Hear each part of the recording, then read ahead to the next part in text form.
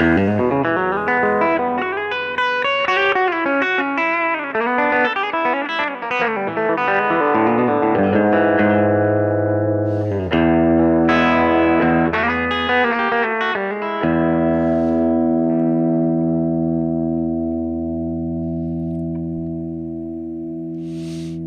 just warming up a little bit until some more people get here.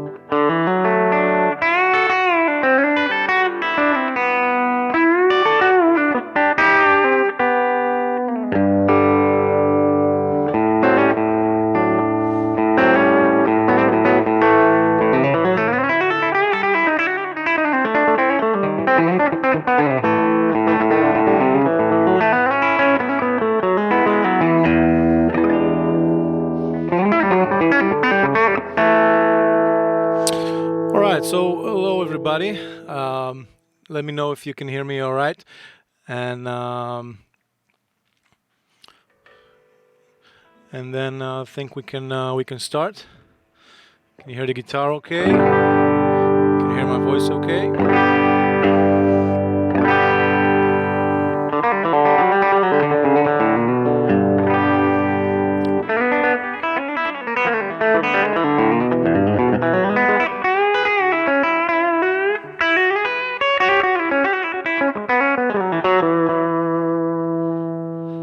Alright. So, thanks for tuning in. My head is a little cut because I wanted to get the guitar in close so you can see the fretboard alright. And today, I hope you all are okay and feeling alright. And thanks Roy and thanks Mark. And we're going to talk about some country, some elements of country. We're going to talk about some theories, some how to get to the dynamics and the articulations, and some of the harmony. And of course, I'm gonna give you some licks, and we'll do some question and answers. So it's great, and I have things tabbed for you as well. You will see it on screen.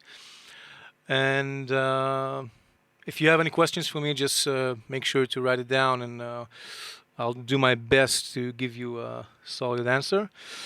And I think the first thing that we're gonna discuss is, just I've listed some players for you to check out. Now, if you notice, this is as I listed, it's a very partial list. There are tons of amazing guitar players that are worth checking out, but these are the ones that just came to my head. And if you don't know them already, then definitely go check them out. I'll just go over the names. We have Brent Mason, that for me is like really the pinnacle of the style today, and also one of the most recorded guitar players to date, if I am not mistaken. So definitely check out Brent Mason if you haven't already. He has an amazing a solo album he did, and he's just the pinnacle of he's a telemaster basically. Danny Gatton, of course, he's the father of the technical and weird playing of the Telecaster. He has amazing stuff. Vince Gill, who's not only a great singer but an amazing teleplayer. He has that very slick, smooth sound, that nice compressed soft sound. Jerry Donio, of course, the master bender. Albert Lee, the great Chet Atkins, Jerry Reed, Brad Paisley, James Burton, Ricky Skaggs, Jimmy Bryant, Steve Morse, and Mark Knopfler, although not a classic country player, but definitely someone to check out in regards to the style, the way he plays with the guitar. So this is just a list that if you don't know someone from this list, then definitely go check them out. With regards to Steve Morse, I would go for the earlier, even the Dixie Drag stuff. That will give you very Very nice, a different Steve Morse than you might know if you don't know that older, so to speak, Steve Morse. All right, so that's a basic list, of course, and plenty more. Um, but do check them out. It will definitely be worthwhile. Okay, so the next thing we're going to talk about um, is just the basic gear. What we need to get the sound, you know. So obviously a guitar, right? A Telecaster is preferred, but not only. You can do it with a Strat. You can do it with any guitar that has a nice twang to it, you know, clear voice. So any guitar will do. You know, I've played it with Strats and Tellies, whatever. But the key components for the sound is basically we need an amplifier with a nice headroom. You know, something like a Fender, a big Fender. It could be you know, like something like a Bogner Barcelona with nice headroom. Any amp that has a nice clean headroom, and then the ability to push it. You know, that's one thing you want to be able to do. Not distorted, but just a little bit pushed. You know, and you can do it with a pedal or with you know, just the amp itself. Um, you are very welcome, Jess. Glad to do it. No problem. So the next thing on the list is your compressor pedal. Okay, and this is a vital part of the rig, basically, because as you know, as you play you know, country or country-oriented music, you have to understand that you're playing mostly clean, right? And it's we don't have a distortion pedal or something like that to push the sound, to compress it. So a good compressor pedal will do very nicely in front of the signal. The first thing, you know, after your tuner, go into a compressor. I will show you what I'm using as well. And it doesn't have to be squeezed or smashed, you know, just a tight, soft compression will do the job. You can play with the release and the attack and the threshold to kind of design the sound that you want. You know, if you want more sustain, less sustain, more transient, less, etc. And then this is something that I found helps a lot. Is a booster, just a clean booster, nothing gainy, you know, and just to pump up the signal, just to give it a little width and you know, and fatness. I find that the clean compressor is very helpful. And then a delay, which I use a very simple one. You can play with it. You can do a slapback. You can do a long delay, like I like. But again, something soft that just to give you nice definition to the sound, and something to make it a little bit wider, you know. And of course, reverb. This can be done just a regular spring reverb, you know, nothing fancy. I'm going to show you the pedals that I'm using. So for a compressor, I'm using this one. I had a lot of compressor. I've used them not so much for the compression effect all the time. You know, it's not like it's always on, but for this style, I use it as an effect, as something like a color, you know. Let me just give you a quick example.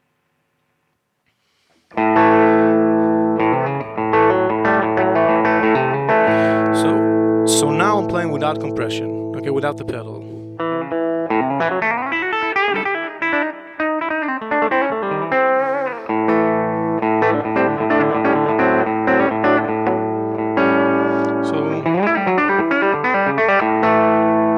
Just any lines, right? But take a listen as I turn it on. Okay.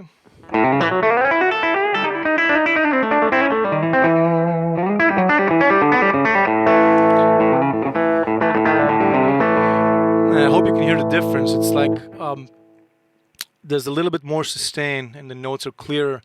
And I can almost use it as an effect. Like as you know, if I had a distortion pedal, it will do the same but distorted. So this is just without the distortion, if that makes sense.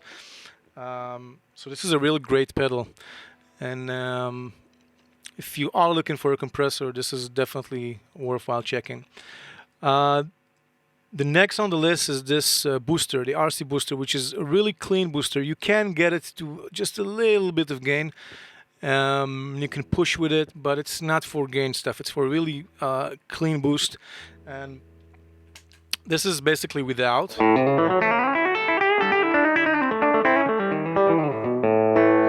Okay. And if I play with.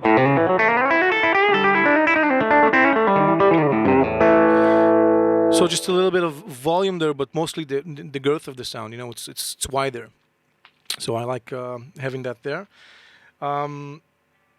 After that, it goes into this bad boy, and this is the Bell Epoch delay, which I actually accidentally found. I saw a picture of it was on the board of Rick Johnson, and it was really intriguing because, you know, he's very specific about his sound. I'm saying, okay, if EJ is using it, then it must be some kind of great pedal, right? And I did check it out, and it did turn out to be a great tape echo, you know, delay pedal. I'm using it very subtle, so if I turn it off, and I just play like one note, okay, and I turn it on, so you see there's that feedback going on there. But as you play, it's not something you know, strong that impacts your sound. It's just like giving it something at the tail, you know, and it gives it a little bit of width, which I like. And lastly, and this is very like a Swiss Army knife, this guy is, of reverbs. I'm using the Flint, the Strymon Flint, which you can do a lot with. Basically, it's a reverb and a tremolo, which I like to use as well. For me, I just set it on a regular spring reverb, and I keep it there, and it's always on. It's never off, this pedal, unless I'm using an amp with a reverb that I like. But usually I'll put the Flint because it just sounds better. If I play without, so this is without the delay and the reverb. This is just the dry signal, okay, like that. And if I turn it on, that's the reverb. Now, it might sound like something big, but again, it's gentle. As you play, it's not something that overpowers your sound. It's very subtle. So that's the basic setup I use. And now you can obviously go into an amp like this. What I'm doing as of late is I'm using this wonderful pedal by Strymon, which is the Strymon Iridium. Now, this is basically an amplifier modular with also with the IRs for the cabinets, and it's just a great little, you know, pedal. It's a small box. It's the same size as the Strymon Flint, and it's just wonderful. It's you basically plug it in, you tweak it with the knobs as it were an amp, and you go. It's hard to get a bad sound from it. You know, it's very practical, very easy to use, and you put your pedals in front of it. You can put some of your pedals in front of it and the others after it. Like if you have time-based effects and you want to use the drive from the pedal itself, then you can put the time-based effect after the Iridium. You know.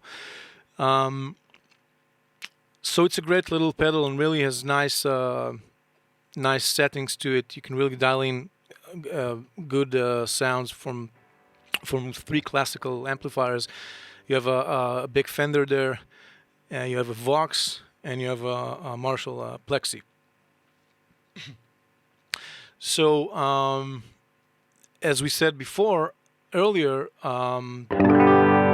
you want to use something with nice, you know, headroom, clean, something that you can push if you need to, and still have, you know, good headroom. So I'm using the Round, which is like an old Fender, like a tweed amplifier, and I'm just looking at the settings, and except for the middle switch, it's pretty much like it is on the picture. I take the middle and I push it all the way to the right, to get more of a tweetier sound. So there you have it.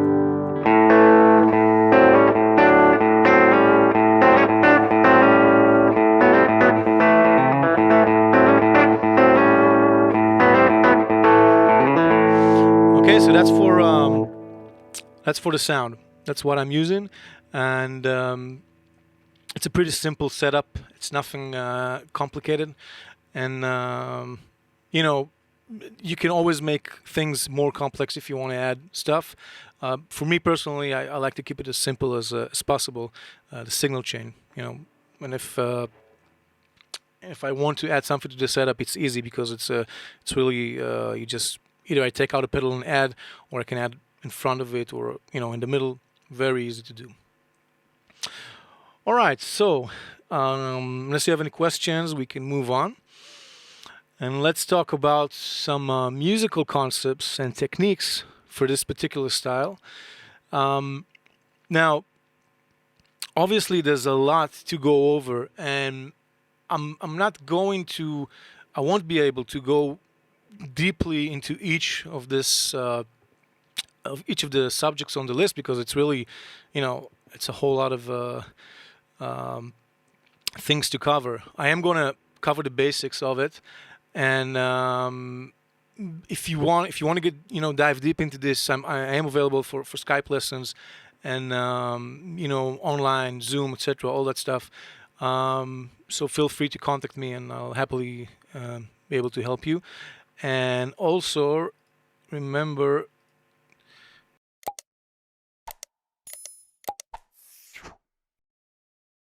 okay, and let's talk about the concepts. Okay, so first off, we have what's called hybrid picking, okay, for this style, because this style, while you can play it with a straight pick, just flat picking it away, and you can sound good with it, at least on lines. If you want to get that nice sound going, then what you want to do is you want to use your fingers either with or without the pick. So that's where the finger style comes in.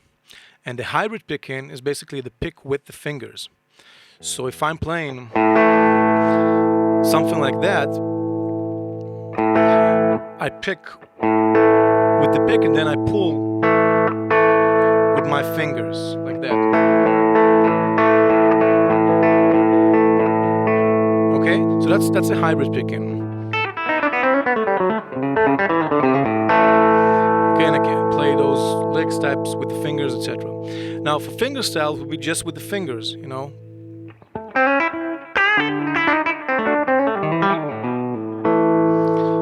just something like that. And you can do both. They both sound great. So I suggest you experiment with it. Let's talk about some of the dynamics, the pop and mute, and the ghosting.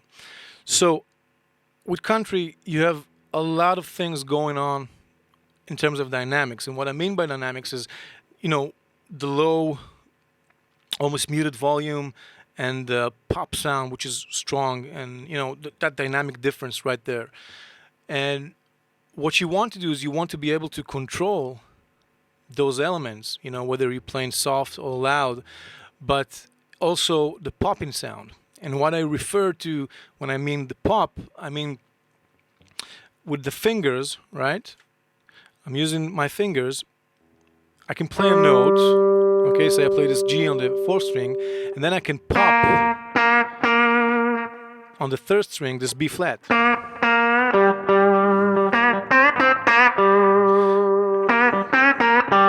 So that's the pop sound we're talking about right there. And you can do this either, you can double stop it. Say I take this B flat and D. Okay, you can see that better. You can even bend it a little. So that's a very big characteristic of this sound, right? So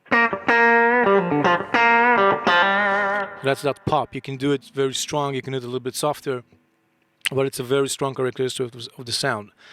Now, the mute comes in And this is something you can do with your right or left hand. I always try to do it with my left hand, actually. Now, if I'm playing this G string, for example, I can pick everything in different volumes, right?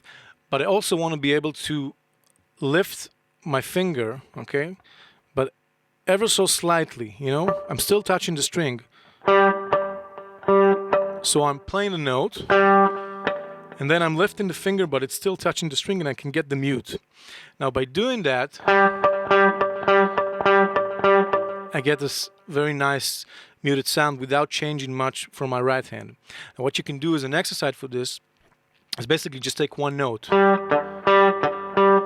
And you can also do it with hybrid picking. You can down pick a note and then hybrid pick the muted note. So you get this. Okay, and then you can add some rhythms to it. You know, something like...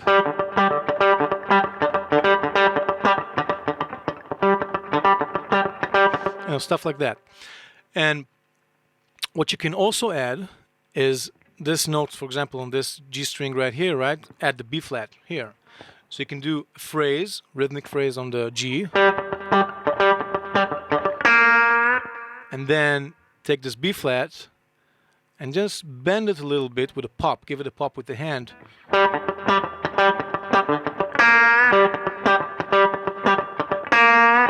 And right there is the core of the sound, okay? So you can practice this on either one string to adjacent string, and if you want to add in more strings, you can do some double stops with the same concept.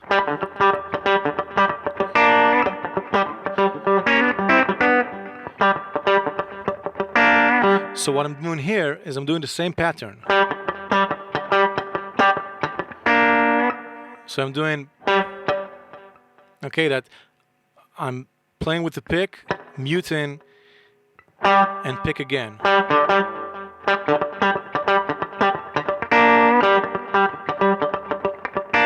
And then I'm doing this with the hybrid picking with the two fingers. I'm doing the double stops and I'm just bending it a little bit. I'm not going for a half step bend or anything. I'm just slightly, you know, like a blues bend, quarter tone or something like that. And then you can add stuff like this, for example. So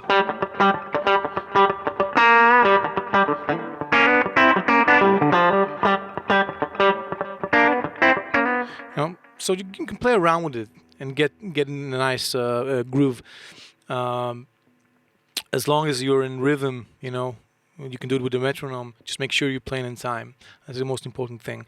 Now, regarding the ghost, what I mean is basically just ghost notes. And we are going to look at this. I'm going to give you 5 flicks. I'm going to show you 5 flicks. It's going to be tabbed.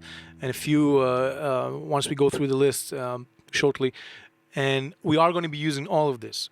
So I'm just going through the basic techniques. So the ghost note is, for example, if I would be playing something like this, whatever, you know, that mute I just did there, you know, in tablature and in notation you see it as an X. So that X refers to the ghost note. Okay, so it's not really played with the pitch, it's just like an effect. But rhythmically it's there, and it's very, very, very important for whatever it is you wanna do. Either you're playing licks or, you know, you do stuff, you write music, you improvise. It's very, very important in style. It's really foundation. Hammer-ons, pull-offs, and shift slide. So this is like, you know, the basic stuff. Your pull-offs and your hammer-ons. The only thing you want to get proper here is you want to level the sound with the pull-off and the hammer-ons to match that of your pick notes, basically. And you want to get it to flow. So if I'm doing a phrase,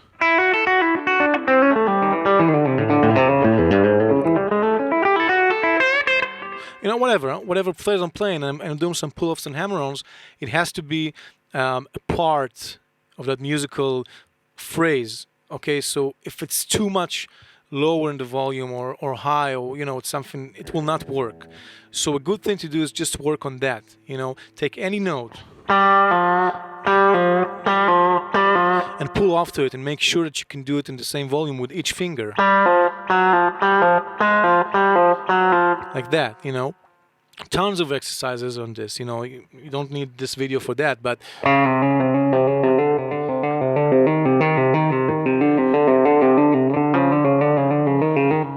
even stuff like that. Just make sure that your pull-offs are tight, that you're sort of almost plucking the string, almost, right? You can get an attack on it, and it sounds good. Same thing with the hammer-ons. You want to actually hammer it on and get a nice solid volume there.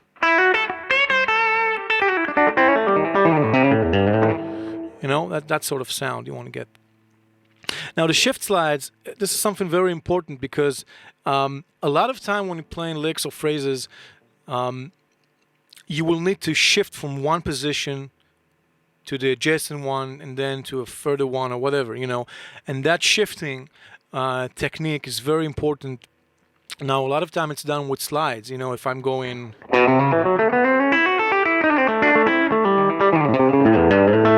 so right there in the beginning,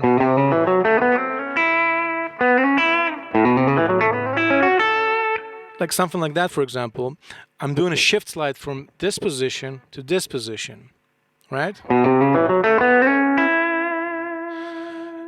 So that technique of moving with the finger you play the last note to the next note is very, very important. You can do this with the first finger, the second, the third, sometimes the fourth, whichever is comfortable to you depending on the phrase.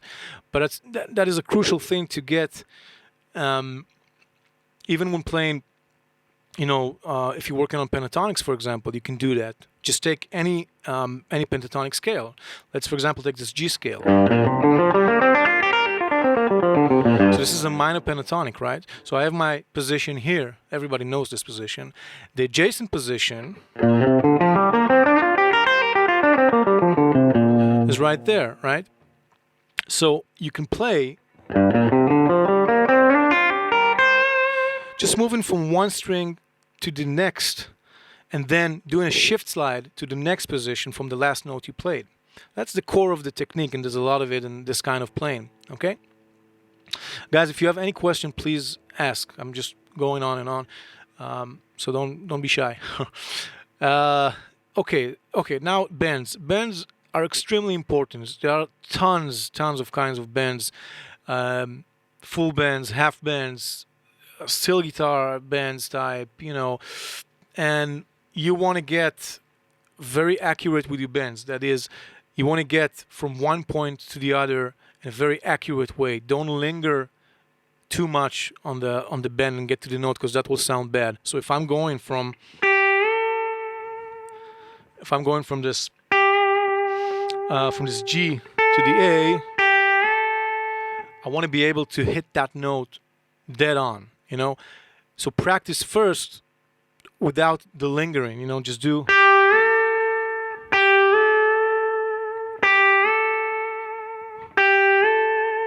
Be able to do that, and then you can play. You can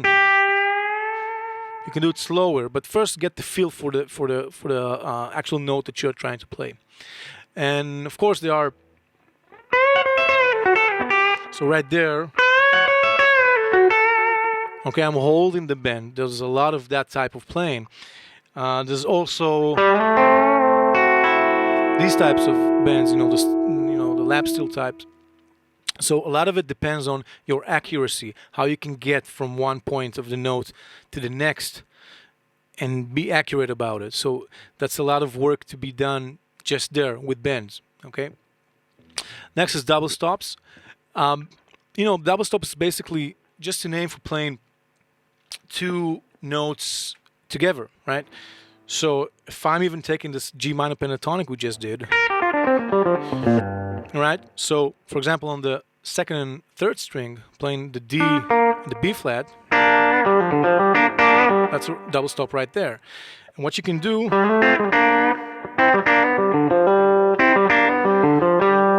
can play that, for example, is a double stop lick right there.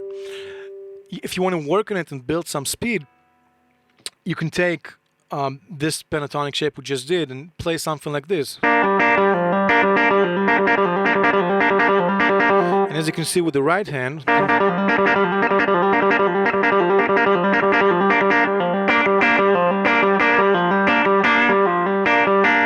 so I'm just doing these two notes, and then I'm pulling off from this G to the F, and then back with a hammer on, and then I'm doubling it up with playing this G twice. I'm sorry, I'm playing a double stop, a G, a double stop, and a G. So you have this alternate thing going. Okay, and this is all about sonic, this is all about sound. Okay?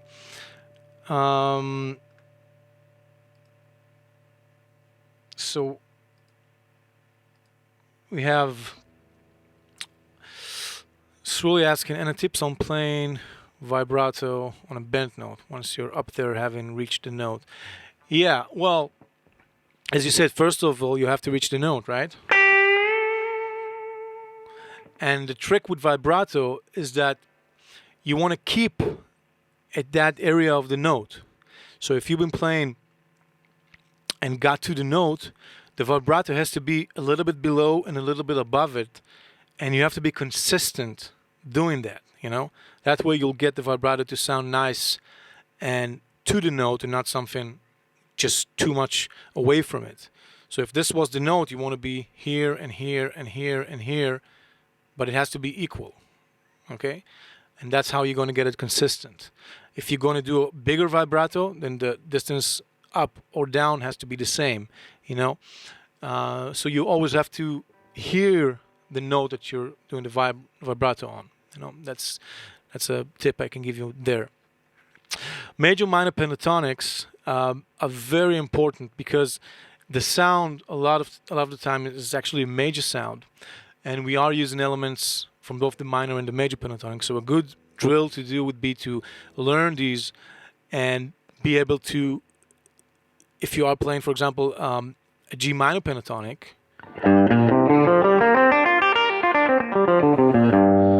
what you want to be able is in the same area play a G major pentatonic. Okay, now this is not a lesson about pentatonics, but I am gonna explain it a little bit more maybe in a future video, but it's just to show you the core of the sound that goes into this kind of playing, and we are going to see it in the licks, because when we are playing this type of music, a lot of the time it will be mixed. It will be major and minor. It will have the 6 in there. It will have the flat 7. It will have a third, and then it will have a flat third. So there's a mix of all those together, And sometimes you can look at it from the pentatonic scales, and sometimes you can look at it as tensions or, just the harmony of the chords. We'll get into that as well. Triads are extremely important as well. So if you're playing a chord, like if I'm playing this, I don't know, this D, for instance, you want to be able to tell exactly where all those triads are at. Now I have a lesson on this. If you look on my channel, you can see a very detailed lesson about triads. You can check it out.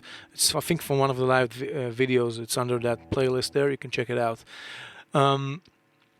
With regards to tension notes, okay, because we are going to build a lot of the sound on triads, pentatonics, etc., what you can do is you can add to those building blocks, you can add tension notes. And what I mean by tension notes is basically if you take the 1, 3, 5 of the building block of this triad, so I can add, for example, the 6, the major 6, right here. If I'm playing a G, there's my 6.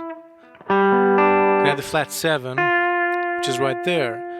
I can add the 9th, which is here. There's all sorts of tensions going on that you can add, and we will see this, some of it in licks, and sometimes you will see it in phrases or licks you learn and you don't understand what the note is doing there. Then you can investigate it and learn what tension it is. If it's not a part of the scale, maybe it comes from a complex chord in the harmony. What you want to do is, for example, again, I'm taking this G chord as an example. I want to map the notes. Let's say a G major scale, right? So this is my 1, 2, 3, 4, 5, 6, and 7, right there. Now, assuming that these are basic intervals, right? This is my major second, my major third, fourth, perfect fifth, right there. My major six, major seven, and back to the one. So when I talk about tensions or different notes derived from the harmony, if I have, for example, this G7th chord, then by moving this major 7 note half step to the F, okay, that will make it a flat 7. This was the regular 7. This is now the flat 7 because this goes with the chord, and accordingly the scale will you will do the same thing to the scale. So if I was playing 1, 2, 3, 4, 5, 6, major 7, and back to the 1, then for this particular chord, I'll be playing 1, 2, 3, 4, 5, 6, flat 7, and a 1. That's the Mixolydian scale. Now the Mixolydian scale is a big part of this type of playing as well. So the Mixolydian scale is exactly the same, or the mode if you want, is exactly the same as a major scale with an added flat 7. Okay? And another thing which is very big and used in this type of style is the chromatic notes.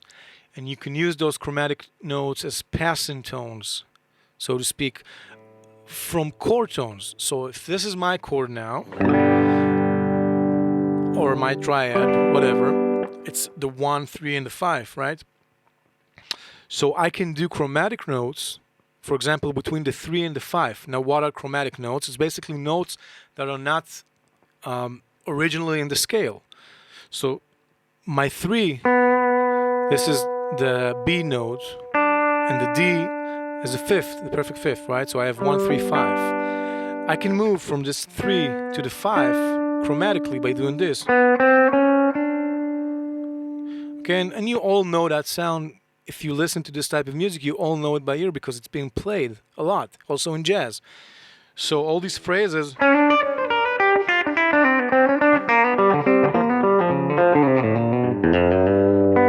So a lot of chromatics there, and these chromatics are exactly the connecting notes between one target note and a second target note. You can connect them chromatically.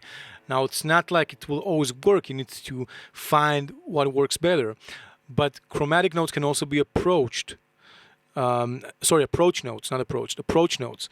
What I mean by that is if you have a target note, say for example, I have this G chord again, right? So I can approach this target of 1 either a half step below or a whole step below, chromatically or not chromatically. So you can use chromatic notes in that way as well. There's a lot of things, licks and phrases that use this in country, and we will see some as well just in a few moments. Okay, so that's the basic technique and stuff, the musical stuff that goes in there. I try to do it as fast as I can. And now let's get to some licks. So, as I've said earlier, we have, for example, this G7th, right? Now, on this G7th, if you know the blues, okay, you can play the minor pentatonic, for example. This is a very common sound.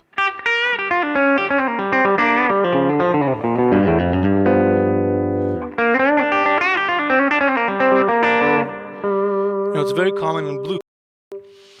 But if you add to that scale the major third of the chord, so if I'm in a G, I'm going to add the B, okay? I'm just going to do it here. I can get this sound.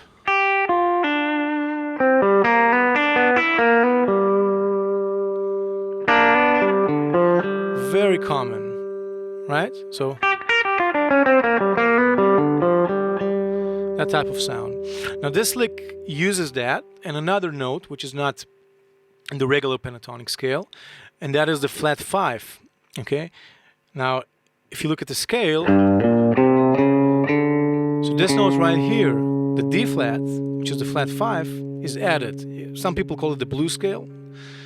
And with these two notes, we can take this lick, which is this. Okay, I'm playing it slow now. So,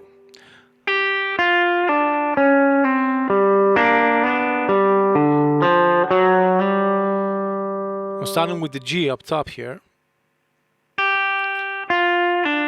pulling off to this D from the F note, and then I'm doing a shift slide with my third finger, like that, double stop right here to the B flat and D, hammer on to the B, natural, and then playing the G on the 4th string, rolling to this D on the 5th, and going F, F sharp, and G on the 4th string. So again, a lot of the things we talked about are in this lick, right?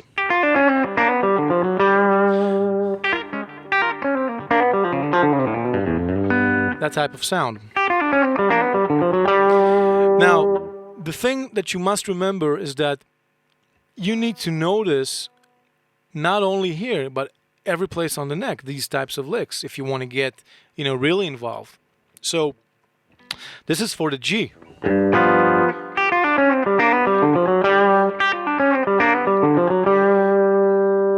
Now, what if I'm in A?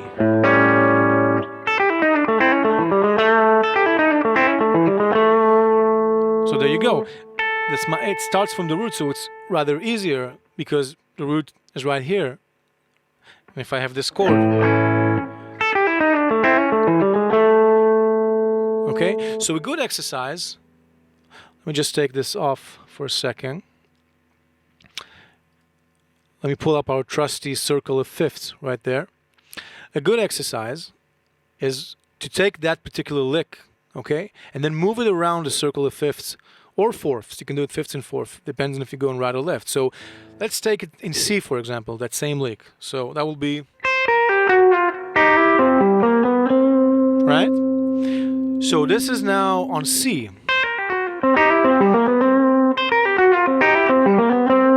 Okay, and just to show you the way I pick it is, I start with a hybrid picking, right, with my finger, pull off, then a pick. I do the shift slide, double stop with the finger, hammer on, pick, and then probably either a hammer on run or something like a hybrid pick and a hammer on. That's for you to decide. So if I was to do this with the metronome, right? So if this is the time, 1, 2, 3, 4.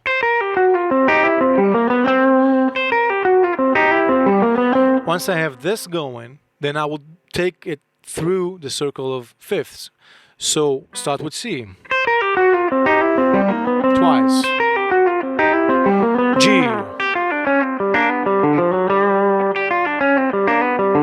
D.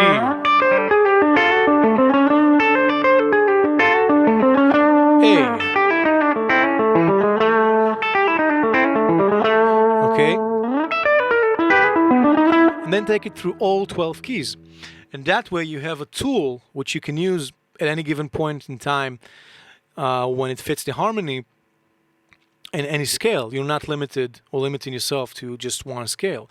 Although a lot of country licks types are limited because sometimes you use open strings and strict positions, but this one is not limited, right? So that's the way we practice these types of licks. So that's the first lick. Okay, I'm just going to show it again. This is your basic G. Okay, it can be a G7th as well, 13th, 9th, whatever.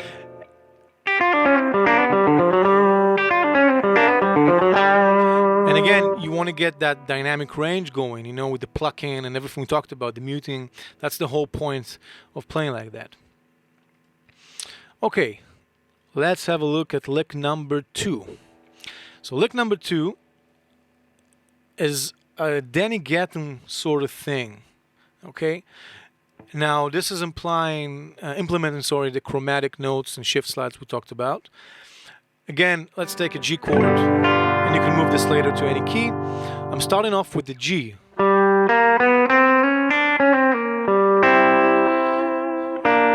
That's the type of sound we're going for. And that's the key right there, the chromatic run. And then you can do different things with it. So here what I've done is this. Okay, so let me do that slow so you can see.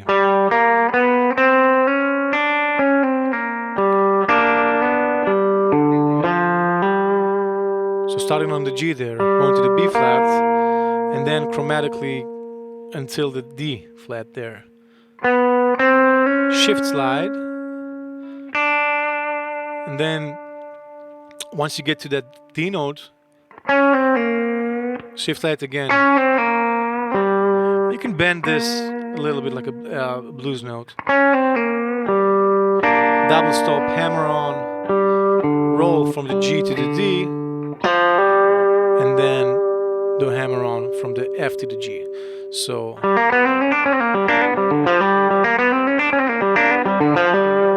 okay, and again, this you take to the circle of fifth. Let's bring that up. And say I'm in C. So again, this lick starts with the root. So the phrase will be here.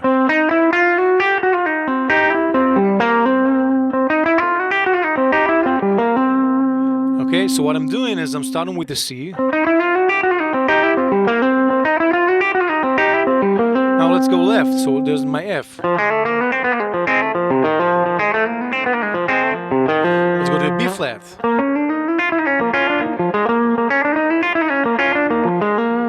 Okay, and so on and so forth. Now, the beauty of these phrases is that you can change the way you pick it, the way you do the pull-offs and hammer-ons. You can pick everything, you can pick some of it. It's up to you, you know. You need to make it your own eventually. You know, stuff like that. Just use that phrase there. And you can plant it, use it, whatever. It works great when you weave it in different places. As long as you, of course, do it correct harmony. Okay, so on to the next phrase. Next phrase is this one. Now, this is a little bit, this is a more complex phrase, okay? When I wrote this, this lick, I didn't think about you know, whether it's beginner, intermediate, or advanced. I just wanted to give something cool to play. Now this basically is over a D or a D7.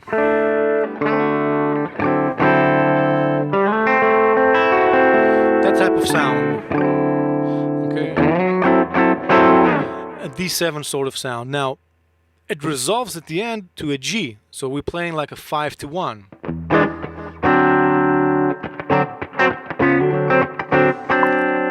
Okay, and then to a G, either a G7 or a G major, doesn't matter. Like you know, just 5-1.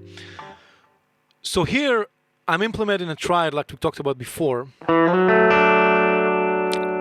straight off the bat. Okay, like that. Now you can do it with a shift slide, or just with a hammer on with your first finger. And then there's a bend. So I'm bending from this E. I'm bending from this E and keeping it there, bringing it down, pulling off to the D. Now this specific technique is it's very common in country playing, this one. Okay, so that's just by itself, it's a great lick. You know, and I'm after this doing a shift slide from the 5 to the 7 right there, from the C to the D. So we have this.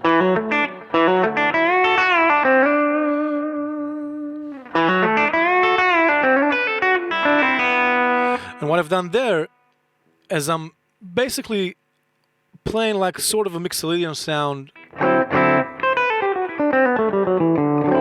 that type of sound just with a country flavor on a D7. So I'm starting off with this B on this high E string. I'm pulling off to the A. Now this is an interesting part because I'm going to the F sharp and then chromatically to the F. And instead of playing the E right here, you can do that, but it will not sound the same as if you were doing the open E there, right? And then I'm doing the 7 to the 5, which is the D to the C pull off, and then doing a hybrid picking on the open B string. So we have this, that type of lick. You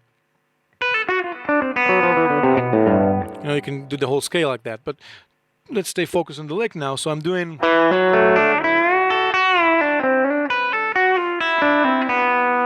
Now notice I'm doing a shift slide. Okay, and you can see it this way better, with my pinky right there.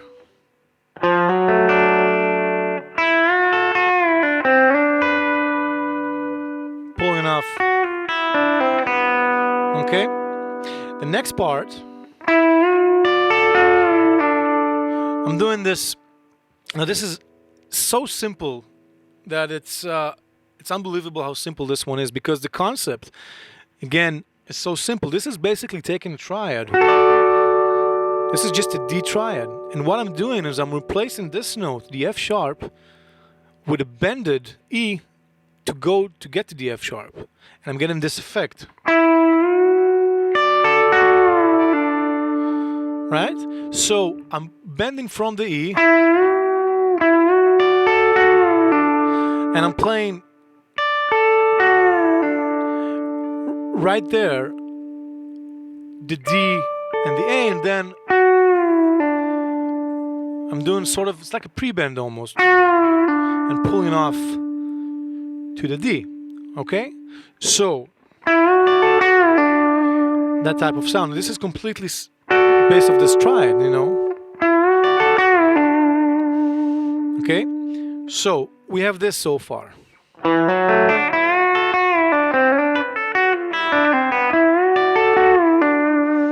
Okay, and that by itself is a lick.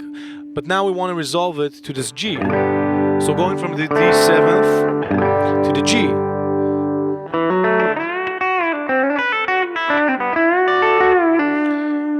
And now we have this.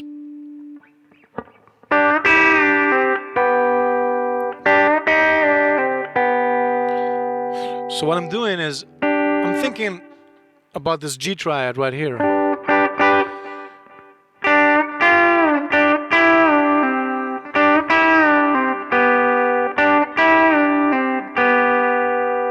Okay, so I'm holding this G right here, and alongside with the D, I'm playing these two notes, and then I'm doing a pre-bend. A pre-bend is basically where I bend the note but I don't pick it, and it's at the pitch, and then all I have to do is pick it when it's bended at the pitch, and it will sound like this. But then I drop the finger that was bent, and I get this.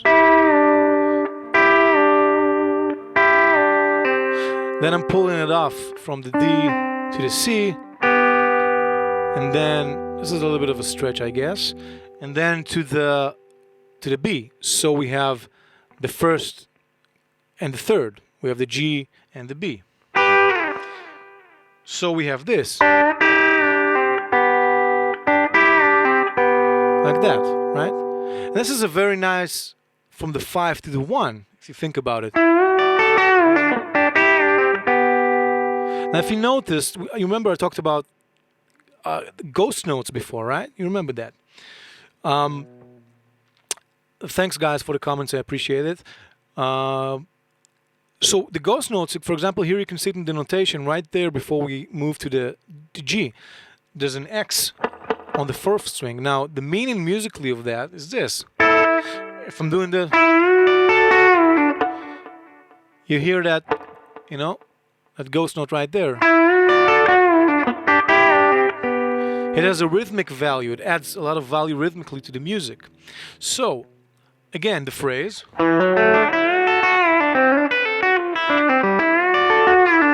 And right there, actually, I did another one. I'll show you that.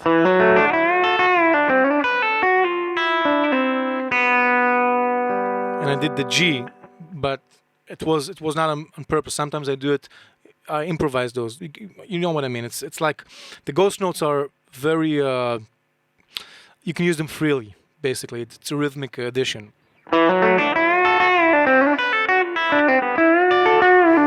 And then this part. So you hear that ghost note? That. So I'm going from the D and resolving it to the G.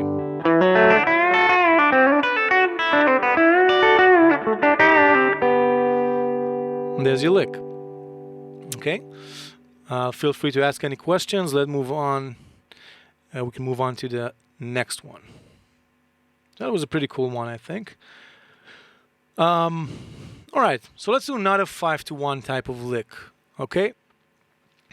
So this is a very Vince Gill-ish type of lick. Brad Paisley as well, I guess, and of course the great Brent Mason. Now, think about this as you can either do it in A, okay, or you can do this over an E mixolydian, which means basically an E7th of sorts, go into an A. Okay, so you can do those two types of harmony using this licks, and you can do a little bit even more chords, but we're not going to get into that now. So if I have this 5 chord and it's resolved to the A, okay.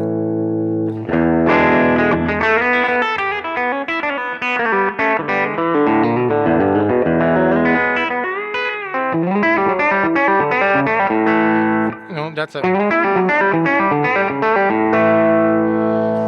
So you can hear it against an E.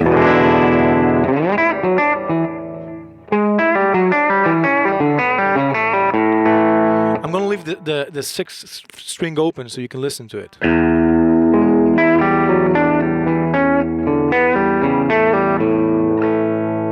So it's going 5 and then resolve into a 1. An E to an E7 to an A. Now, the reason it works so well, let's have a look at the note for a second before I show you the lick, right? This is the lick.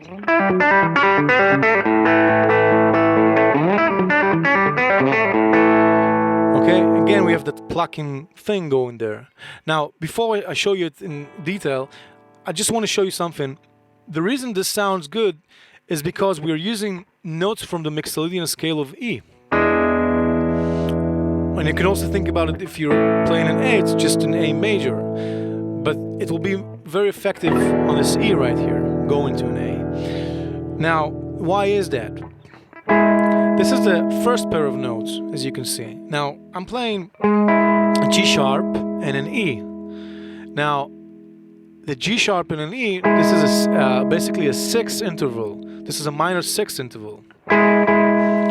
Now, 6 minor or major minor 6s and thirds as well sound great together. Really, really great. So it's always nice to learn them. And this is basically going down the scale.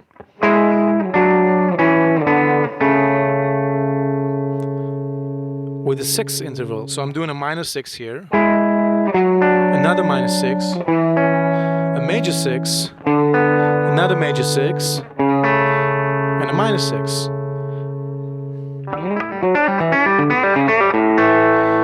Now what I'm doing is I'm picking, let me show you my right hand. I'm picking the first one and I'm plucking the second one and pulling off. Doing the same here.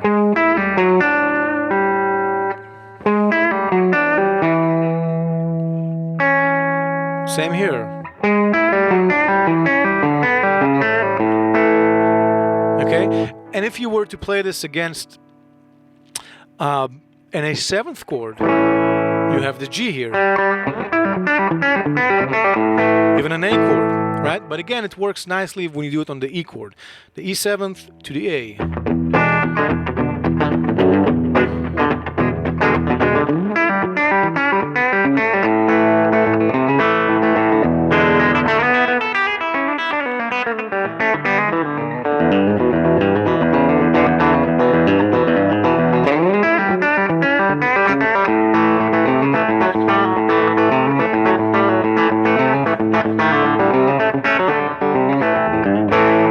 Okay, so that type of, of sound. And at the tabs, what I've done there is I've done it just the ending a little bit different. Let me show you. I've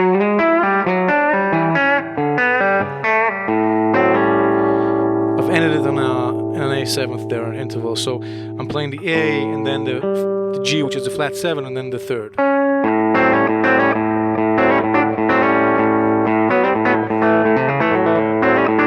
That type of thing.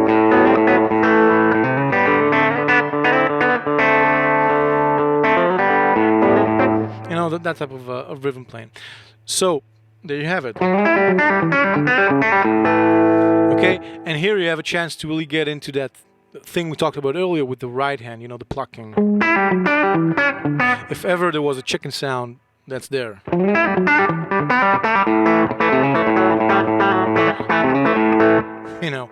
All right. So let's move on to the next one. And guys, just a reminder, make sure to subscribe.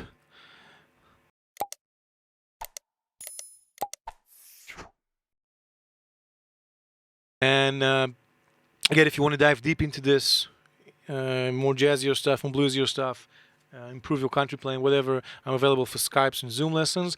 Another note is that this channel is free, of course, and you're welcome to support it if you wish to. You don't have to.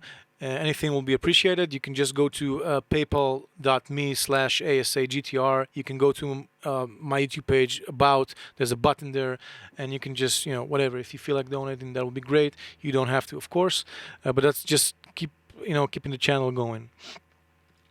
Right. So now let's have a look at a more complex lick. And by the way, the last lick we just did, this one.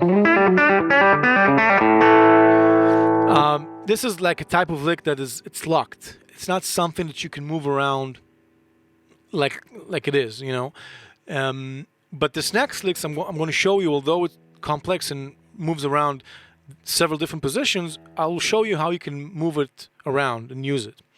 So here, this is a very in the style of Brent Mason, I guess, that type of bend. This type of bend.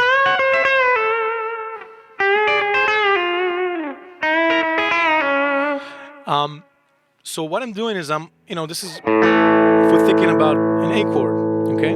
That's my 1.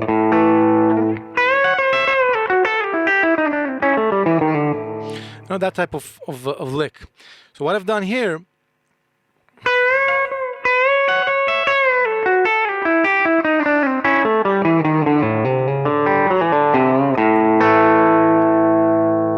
okay, let's play it slowly. Let me show it to you again.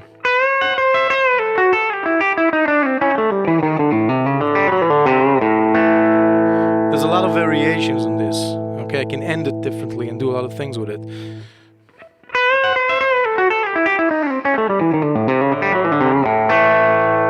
So again, a chance here to get into all the nice nitty-gritty stuff about the plucking and muting and all that stuff, all the good stuff, and your hybrid picking as well.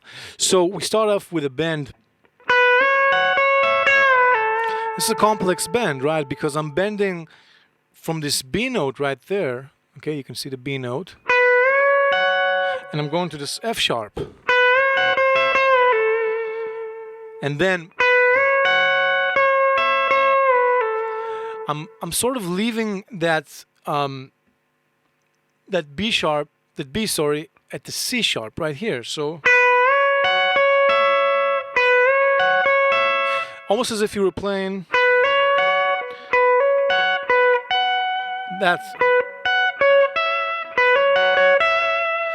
but just with bends, and then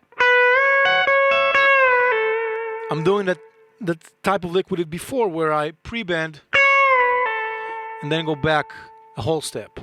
So if I'm doing it slowly,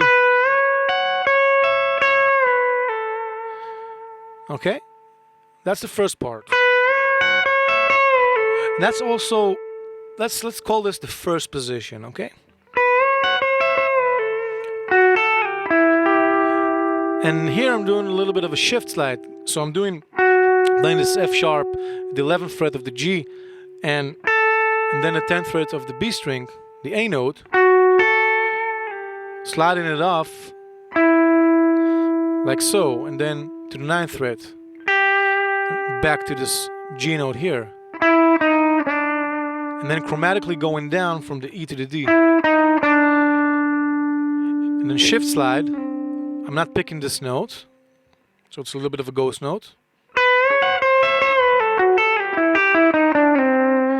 Okay, the sound of this note comes from the slide, like that. And then I'm doing this.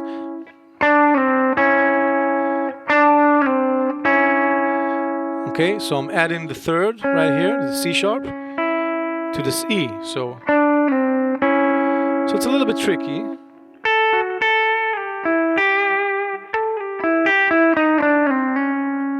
That's the movement. Okay, so you have to pick the two notes as soon as you land from the first to the second finger, and then going from this A to the G, and then chromatically from 7 right here. Okay, there's your E note, E flat, going to the D, pull off, and then C, C sharp, sorry, C, C sharp, D, G,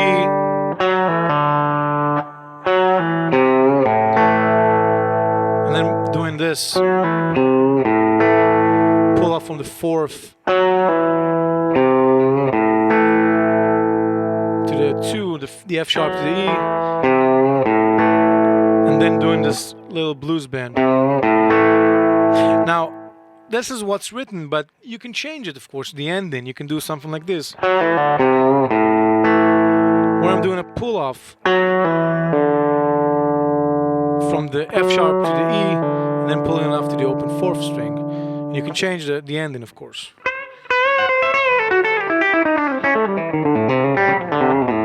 Something like that.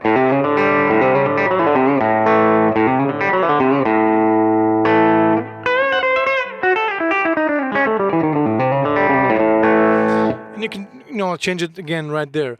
But the core of this lick is basically if you take the positions, right?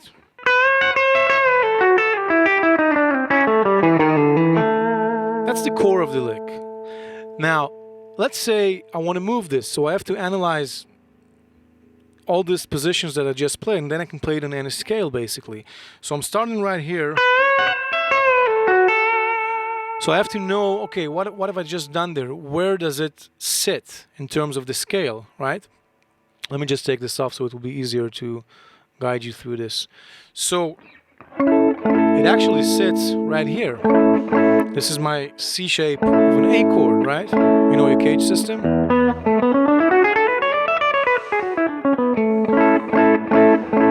And what I'm doing is I'm doing this bend. And this relates to you can see there's a major pentatonic right here.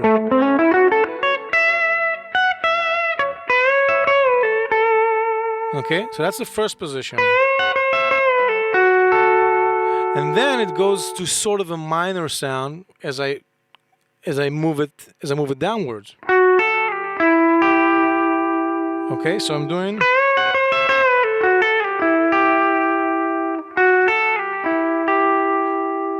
Okay, and this you can see as this position.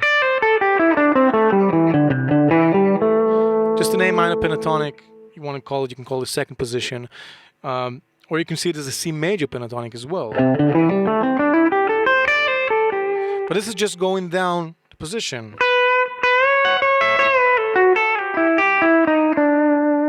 and then chromatically into this position. Okay, so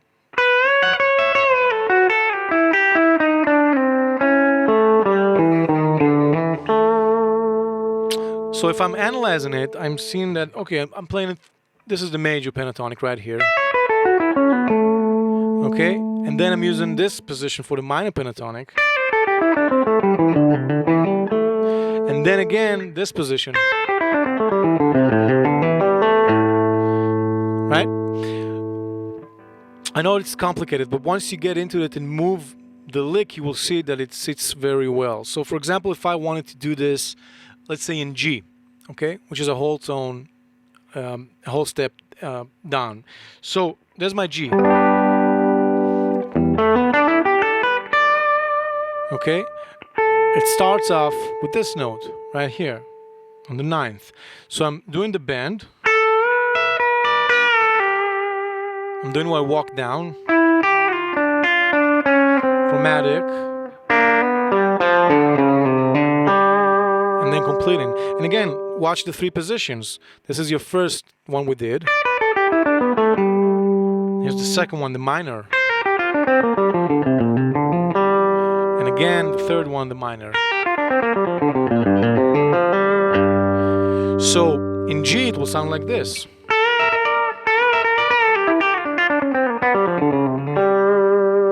There you go. And if I want to move it, I don't know. Let's do another one. Let's do an F. Okay, that's another whole step down, right? This sound. So I will have again to find a position. So here's my first one. That's my F position, the first one we did. So I'm going to the 9th again. Okay, the 9th is just like the second note on the scale, right after the F, right? The whole step after the F. I'm bending it, going down,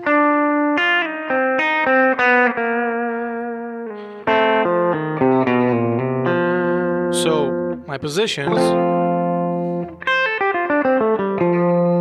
then here, and then lastly here.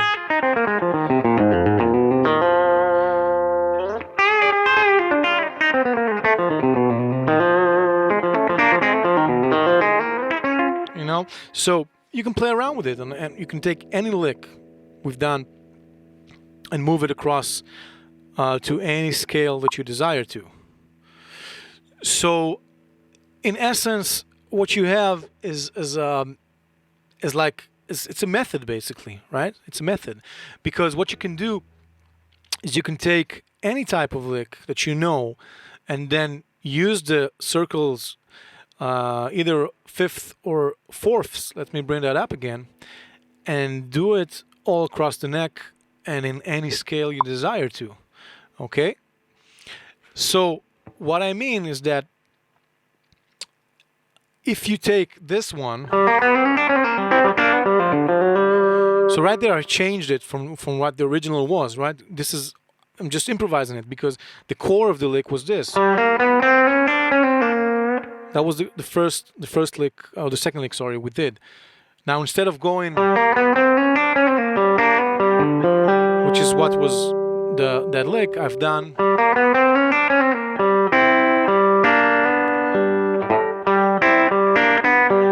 okay. Now this is in G. Okay. It starts on the root, so it's very easy to move because it's from this position. Okay, that's this position right there. So that's an A, as you see. So what you want to do is take the circle, take a metronome, and play it according to the circle. Let's say let's go right. So we start on the C, 3, 4, G, D,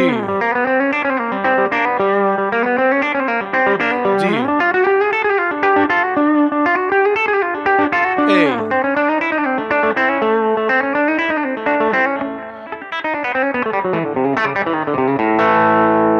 okay, so that's the method. That's the way you practice those licks, and that's the way you build your vocabulary. Basically, you have to get the sound by imitating those licks and then making your own.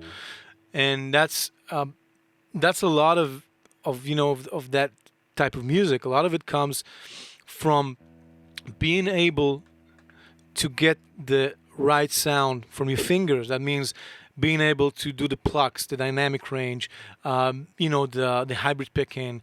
If it's fingerstyle, you're playing, then fingerstyle, but whatever.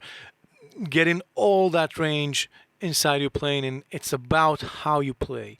So it's the note choice and the rhythm, of course, but it's very important how you play it. Otherwise, it will not sound authentic. You know.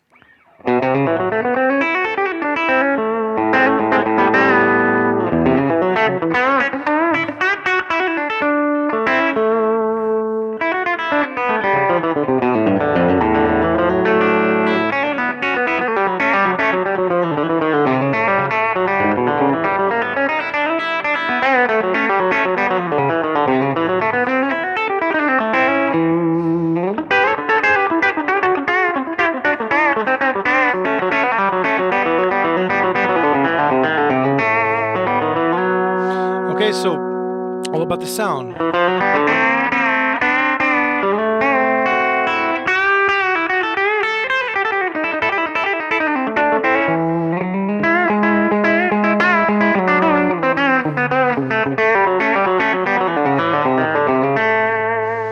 Okay, and you can do a lot of things with it. Now, the cool thing about this is it doesn't have to be country related, right? If I'm playing blues or fusion or whatever, let's do something different. Let's turn on the drive. I'll turn off my compressor, and I'm just turning off the drive. Okay.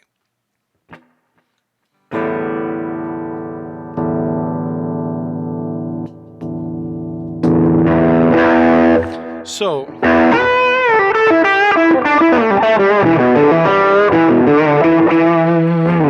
what I'm doing is I'm implementing some of the stuff we talked about in this type of playing. Watch this.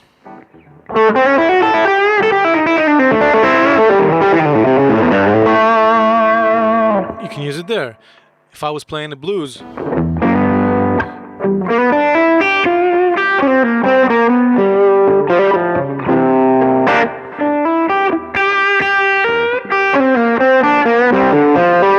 so if you were looking at my right hand, I'm hybrid picking almost everything.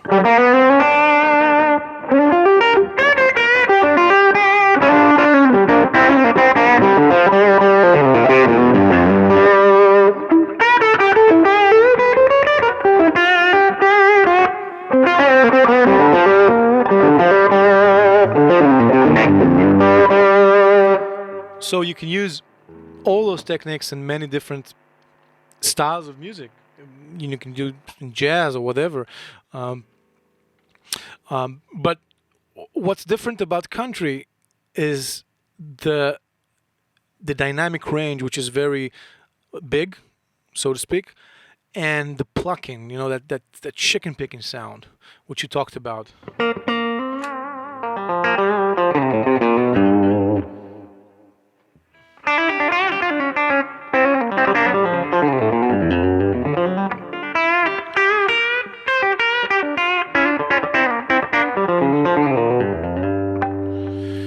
Okay, so that type of sound is very unique to this type of style, but the applications can be used in different types of music. Okay, so please, guys, any questions? I would be happy to answer. Any input you want to add? I'll be more than happy to answer. So please ask away if you have any.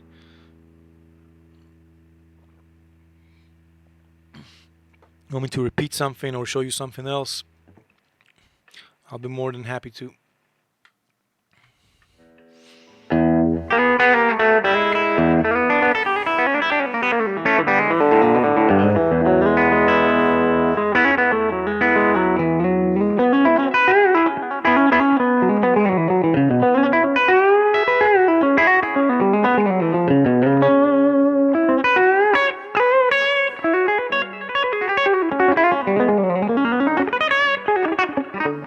So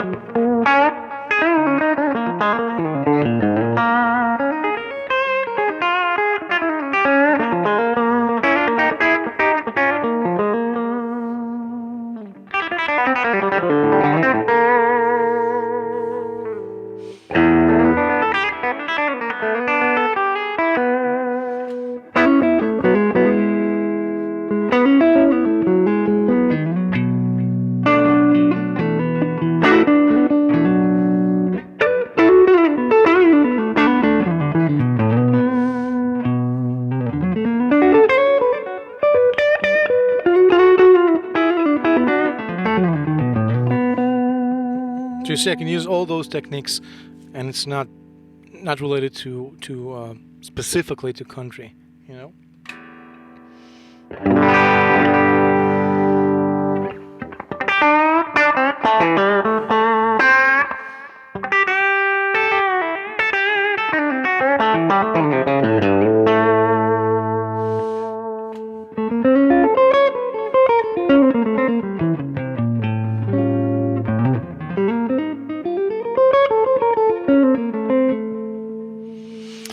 All right, so I'm guessing there is no questions, unless I can't see it in the chat. But I'm pretty much up to date. So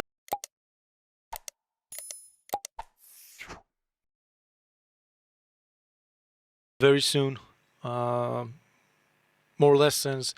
Again, if you wanna join and do private lessons, if you want to dig deeper into the styles, whether it's blues, country, jazz, rock, whatever, technique, theory, anything you want to go over, deepen your knowledge, improvisation, all that type of stuff, technique, sound. You're welcome to join me doing a Zoom lesson or a Skype lesson. And I do it very it's methodically, and you get some tabs, diagrams, and you get a lot to work on. It's it's diving deep into everything that makes me as a player. It's not just country, of course. It's a lot of more styles and techniques. So you're welcome to do that. You're welcome to keep supporting the channel. I know some of you already do that, and I really appreciate that. It helps me keep the channel going. You can go to the About page and hit the button, and keep the channel going. So okay, Thomas is asking a question. Let's see. So regarding hybrid picking, what is the correct method for practicing it? Okay, that's a good question, Thomas. So I'm going to show you and share some exercises you can do to develop that particular style. You have to remember that hybrid picking is a general term for using your pick, as you pick, and the fingers. Okay, so it's not specifically locked to a style, right? You can do it in country, obviously, as we did here in this lesson, and you can do it in many other styles, in jazz and fusion and blues. It's just makes things very available because you can play chords together, not just pick them like this, but you can play, like a pianist would play. So I think the first thing to do is to get this movement of this finger and the pick going, and you can do this by either practicing scales. Okay, that's one thing you can do. So if I were to take just any scale that if you know the major scale, that's good. If you know the pentatonic scale, that's also good. You can even do some chromatic exercises, which I can show you. So let's say we're doing a major scale. Okay, let's take a B flat major. There's your shape right there, right? That's a basic shape. Now you can do this in any shape and any scale. Now watch what I'm doing. I'm starting with alternate picking right here. So down, up, down, up, down, up, down, up, down, up, etc. Okay, let me just turn the delay off.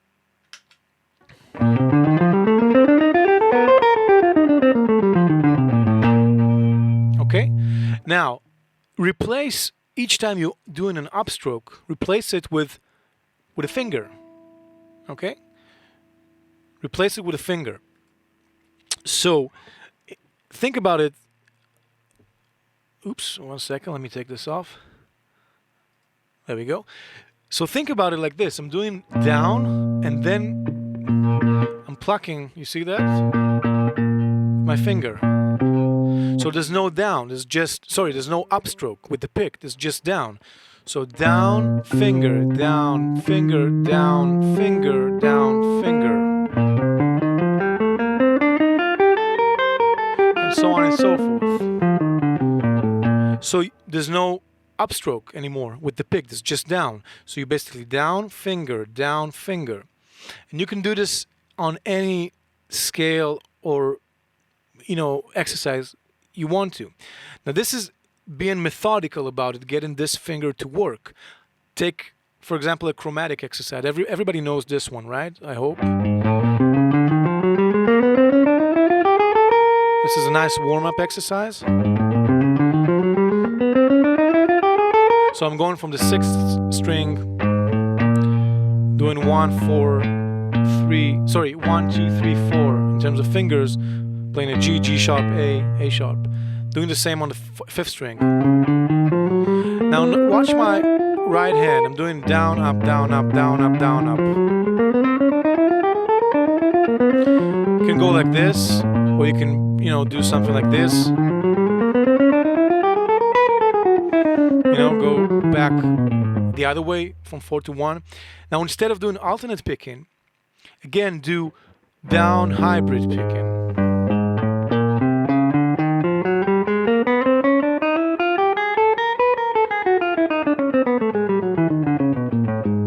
So the exact same exercise, but now you're doing down, finger, down, finger, down, finger, Now this is good to get you going, the mechanics, to get the mechanics going, so to speak, so you're building an engine, so to speak.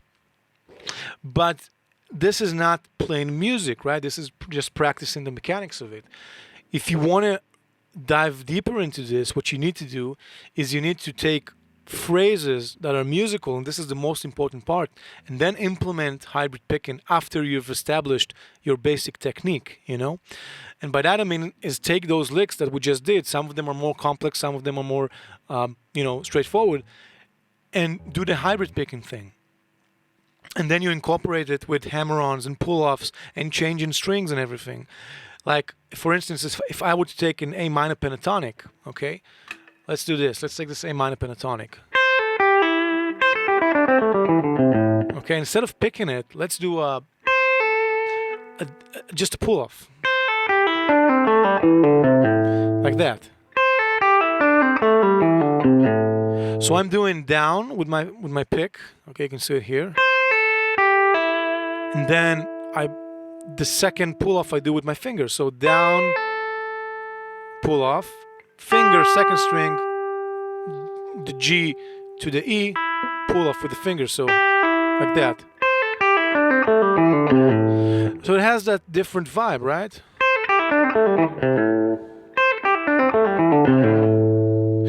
Now, any lick that you do, you can incorporate that.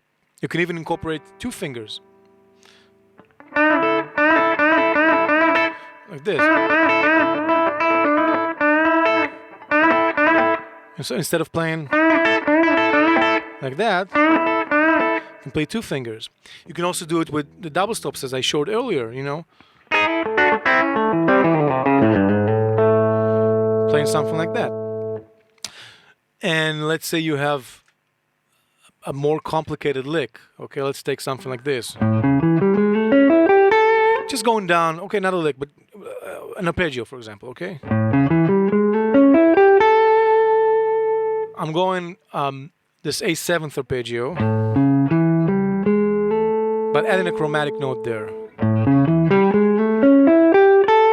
Okay, otherwise it's a little bit boring, so...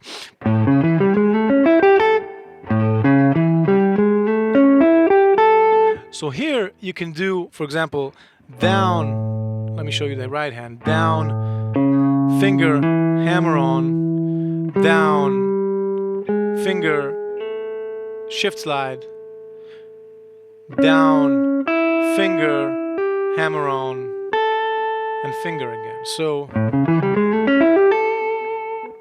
now you see where I'm getting at. You get in a sound which is more fluid, if you will. Okay, the sound is much more fluid. It's more like a sax player or a pianist would play. You know, it's not so staccato-ish, if you know, if that makes sense. It's more a legato sound kind of thing, but still defined. It has definition, okay, because you're working on your hammer-ons and pull-offs, and there should be with good definition. That's what we talked about earlier, and all these things eventually will come together as you start implementing this. So the simple answer to your question is, what's the correct method? So the best method is to immediately implement it into your playing. That's the short answer. The longer answer is the one I just told you. So I hope that helps. And again, if you have a question regarding it, contact me for sure. And Schulze has a question. Let's see. Thank you.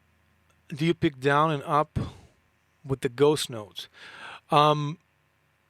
Well, first of all, you're talking about something specific that I showed, or are you talking just in general?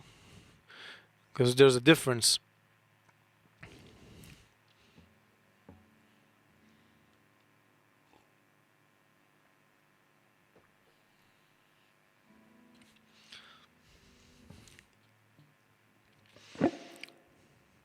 So I'll answer with regards to general, okay, the ghost notes. So it usually, if you have time and it's not something fast, or put it in other words, it's something that you can control and have space, a technical space to do whatever you want, then you can do it whichever way you want. What I mean by that is that if it's something slow enough, then you can do it up or down. It will probably work, you know. If it's something like a lower string and then go into to a double stop, then it will have to be a down. Let me show you what I mean. If I'm doing this,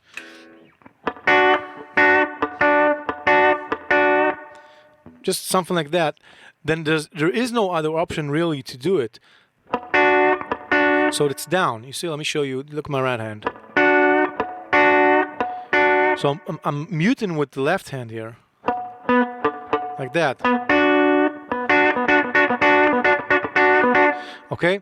Now that's when going for a double stop, because it will probably be something fast, and I mean, you can do it up, but for me it's not natural. You know, this.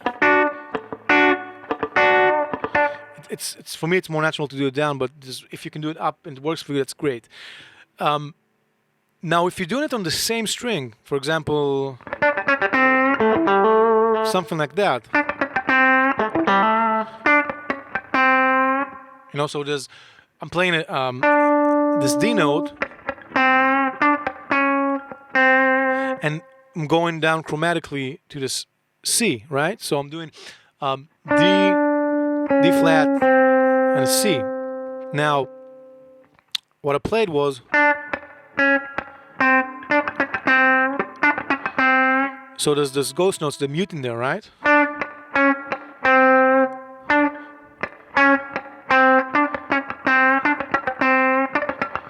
So here, for example, I'm playing, it's like alternate picking. I'm playing down, finger, down, finger, down, finger.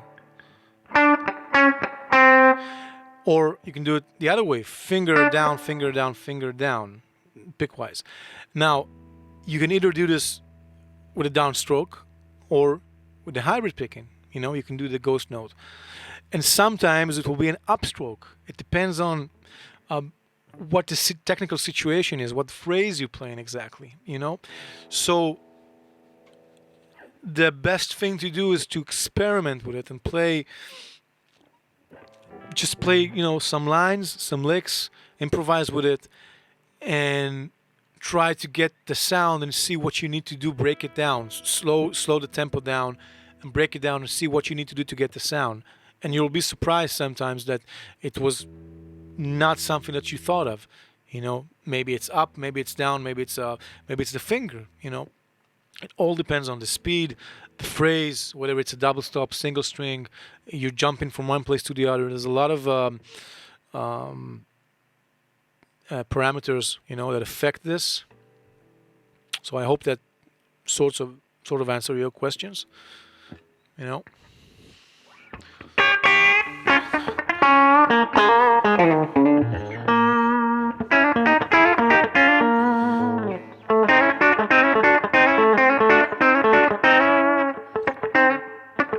like here, for example, that's a double ghost note because I'm actually doing the double stop as a ghost note. That type of thing. So it's two fingers now, it's like this.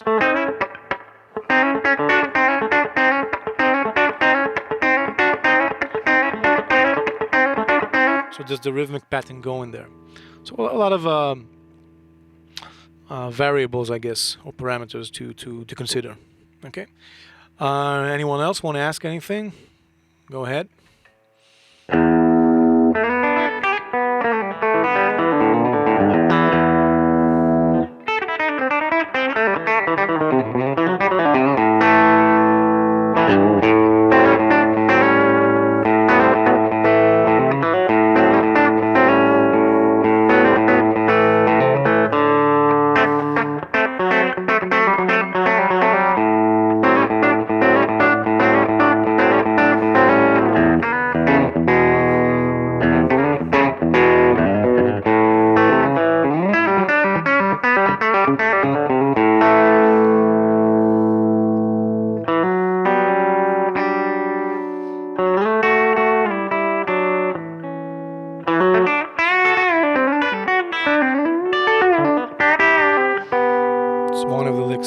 We've done there. All right, guys. So I see there are no more questions. I'll be signing off.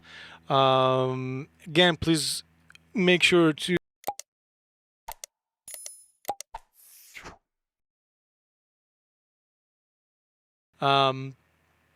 if you want to go deeper, blues, jazz, country, playing, technique, help you with your practice. If you want to work on a certain licks or certain instrumental songs, whatever, I'm available for online lessons, and you are welcome to contact me.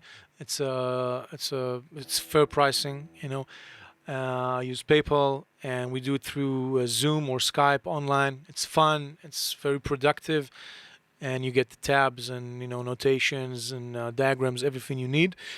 You want to support, if you want to support this channel, you're most welcome to, and I'd appreciate that. You can go to About page, click the button there. There's a PayPal me link. It's paypal.me/ASAGTR, and you're welcome to it.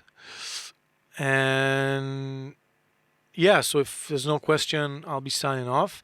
And that was Hotwire. Exactly. Yeah, it's actually